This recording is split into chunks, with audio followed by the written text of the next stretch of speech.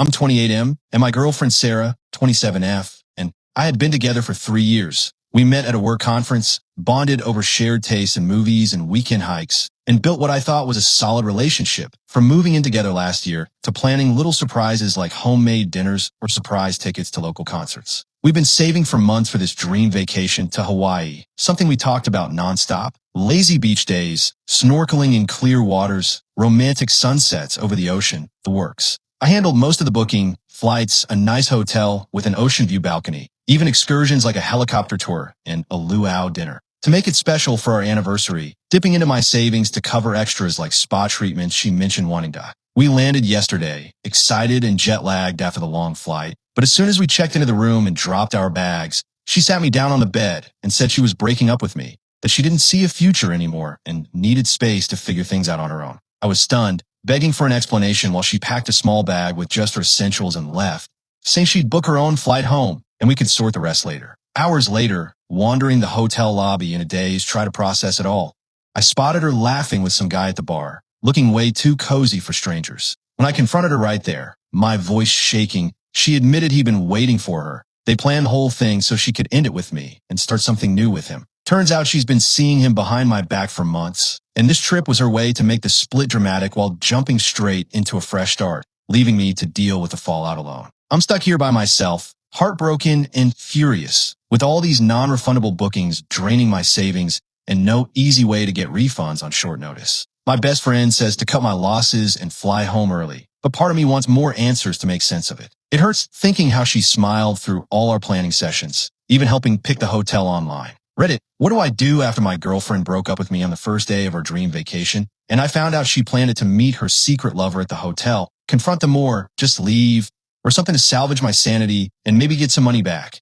Update 1. I tried to keep it together after Sarah dumped me, right after we got to Hawaii for the trip I planned and paid for mostly myself, from the flights to the hotel and activities like the snorkeling tour we'd both been hyped about. But seeing her with that guy in the lobby bar, admitting they'd set it up so she could break up and be with him, pushed me to confront them more that same night, uncovering pieces of her secret life, but leaving me even more wrecked and full of questions. I walked up to their table quietly at first, my hands sweaty and heart racing as I saw her twirling her drink straw just like she did on her dates. The bar buzzing with other tourists who had no idea of the drama unfolding. I asked straight out what was happening, and she looked caught off guard but held her ground, explaining she felt unhappy for the last few months, met him through a mutual friend online about 6 months back, and their conversations grew into something real where she felt more understood. The guy didn't say much, just shifted uncomfortably when she added that they'd arranged for him to arrive the same day on a separate flight, timing it perfectly so she could end things with me in person and avoid a messy breakup back at our apartment.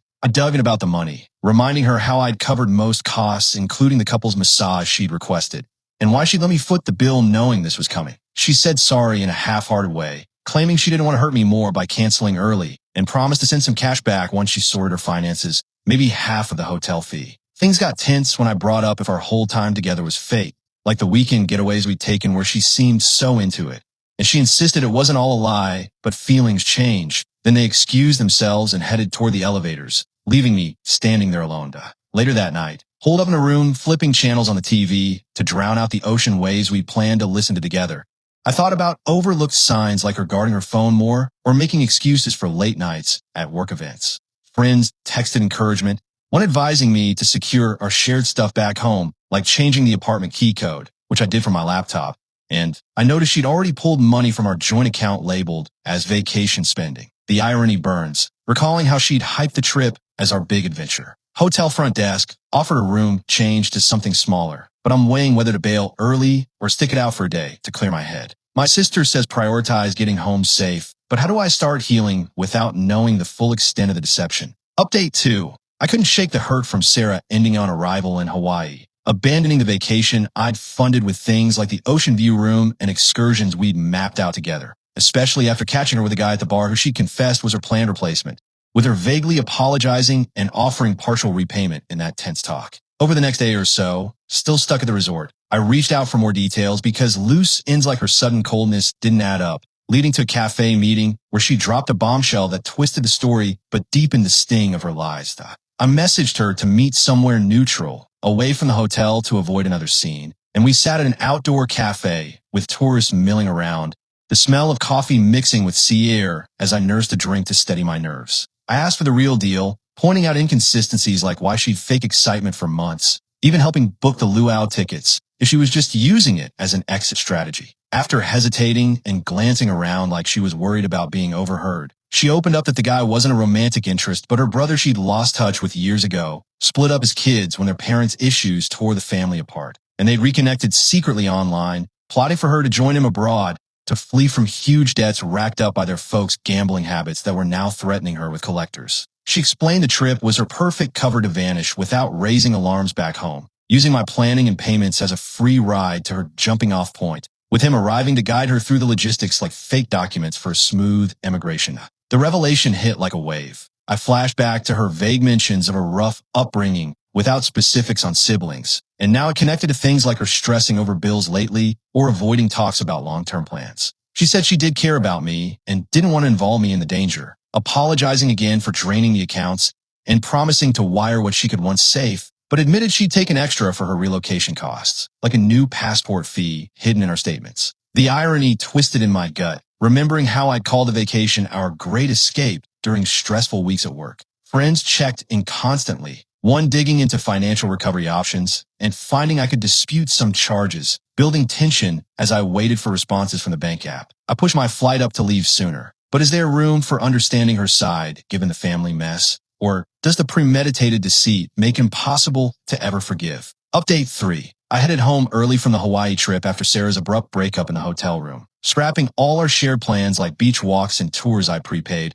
compounded by discovering her with a supposed lover who turned out to be her brother in a cafe confession, where she revealed the vacation was a deliberate setup for her to emigrate and dodge inherited debts, siphoning our money along the way. Back in the empty apartment, the full impact unfolded over the next few weeks, forcing me to rebuild amid financial hits and emotional fallout that change how I see everything done. I sorted through her abandoned things like clothes and books she'd left behind, donating most to clear the space in my head, while chasing refunds where possible, but losing out on the bulk since policies were strict on last-minute changes. The bank fights dragged on, recovering a fraction of the withdrawn funds after proving unauthorized transfers, but it wasn't enough to cover the hole, leaving me dipping into emergency savings for rent and bills. Quiet evenings hit hard, like cooking meals we'd shared recipes for, now alone with thoughts circling her hidden life and how she played along with anniversary toasts knowing it was the end.